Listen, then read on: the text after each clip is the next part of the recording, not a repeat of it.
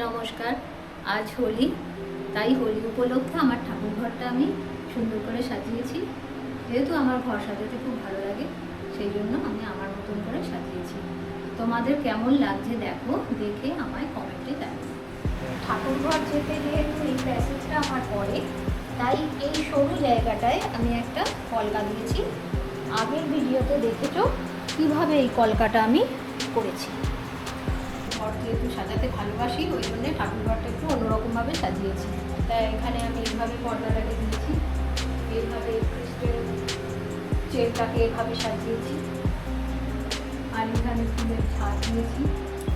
যেহেতু হোলি, তাই সিংহাসনটাকে আমি এভাবে পাতা দিয়ে সাজিয়েছি। হোলি স্পেশাল আর্টিফিশিয়াল গাঁদার মালা দিয়ে এইভাবে ডেকোরেট করেছি। এখানে একটা ছোট্ট গোপাল রেখেছি।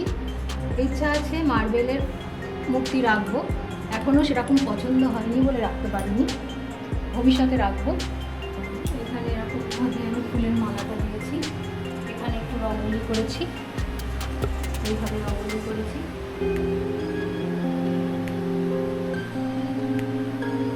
সিঁদুরকে চেন দিয়ে সাজিয়ে দিয়েছি দুপাশে।